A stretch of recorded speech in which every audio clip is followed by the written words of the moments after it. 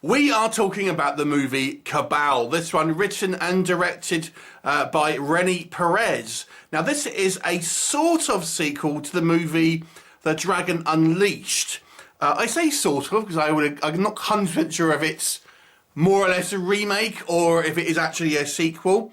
The reason I said that is because our kind of central character, codenamed Dragonfly, is played by a different actor, but confusingly, he's an actor that played a different part in the original movie. So I'm not quite sure what's going on there. The movie certainly doesn't seem to follow on from anything in the original film. But then again, who knows? Renny Perez likes to kind of play with very similar toys time and time again with his movies. And in fact, this movie also has a very similar idea to his other franchise that he does, playing with dolls. So what is the story here? So we've got a corporation that are harvesting body parts of young adults. Now what they are doing, they are kidnapping or seducing young people into this woodland area where they have a masked slasher type serial killer.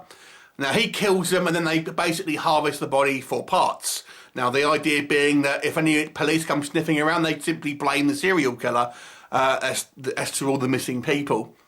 Now, hot on the trail is this mercenary called Dragonfly, who is a hitman with a heart who has been tasked with kind of maybe taking out this serial killer, only to discover there is this kind of conspiracy behind it. So, let's talk about what works. Let's talk about Renny Perez. I've reviewed many films of him now. And I have to say, he is a director who truly has a unique style of filmmaking. I feel a lot of you see the lower budget directors, they'll tend to ape, higher level directors, higher profile directors. But I feel Renny Perez has a very distinct style in his kind of filmmaking. Everything is very kind of sun-bleached. He's a really good cinematographer, lots of kind of slow zooms. He has a kind of like almost like a penchant to cast people who are very kind of statuesque, things like that. So he has a somewhat of a distinct sort of style. You may have seen a few films he's done that stars the Charles Bronson lookalike Robert Bronzy. So this is the kind of an action movie, like I've mentioned. And like I've said, visually speaking, on a technical level, I think this movie is very well shot.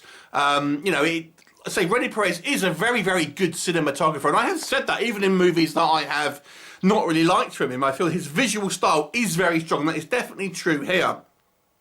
Now, if we compare this to the movie The Dragon Unleashed, which I think it's a sequel to, as I've mentioned, I gotta say that this is an improvement over that film, because that film was just a little bit too cheesy and a little bit too basic. At least here, because that you have a little bit more kind of going on. The narrative does seem, although it's a little bit obviously OTT and silly, but nonetheless it kind of makes sense in the kind of the realm of this kind of movie's universe, so to speak, and we can kind of enjoy it for a B-movie schlocky good time.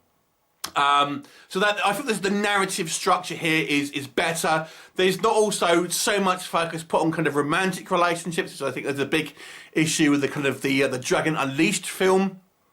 And there's some solid kind of fight sequences and stuff like that as well. Now, in a vacuum, I feel that the slasher here that they've got, it's kind of cool looking. I gotta say, they've obviously used a bodybuilder. And he looks imposing, but he looks a little bit too much like a bodybuilder who's literally at the gym all the time. He's very kind of like super toned and everything, and it just looks like you're not looking like some weird serial killer. He looks like someone who is very kind of down the gym almost. Doesn't look like you're out in the kind of like the wilderness, so to speak. Anyway, mild kind of point, but he looks cool. He's got a cool mask and everything. Doesn't really speak. Kind of reminds me a little bit of The Furies, if you've seen that movie, that kind of style of slasher. And our kind of, our protagonist, even though I'm not quite sure if it's meant to be the same character as the Dragon Unleashed, or just maybe another one of these sort of assassins, who knows. There's some quite cool, he looks quite cool, and there's some quite cool sort of fight scenes. Lots of pretty women, yada yada. What doesn't work? Renny Perez likes to use what he knows, and he always seems to use the same sets. And I'm literally recognising trees in his films because he uses the same locations so much. And I think, and I've said it in the review of The Dragon Unleashed, he needs to start maybe varying his location shooting a little bit, because it really does look very, very similar.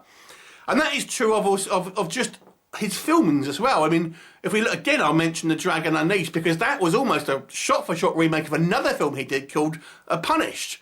And this is not exactly the same story, admittedly, but it's a very similar movie to that, and also Playing with Dolls. So this almost feels like it's taken ideas from Playing with Dolls. The fact that you have a shadowy organisation who is using a serial killer to, you know, kill people for their own kind of more grander schemes, which is pretty much the plot of the Playing with Dolls sort of franchise, if you like. So, the criticism I have with this one was very similar to what I've had of a lot of other Rene Perez films.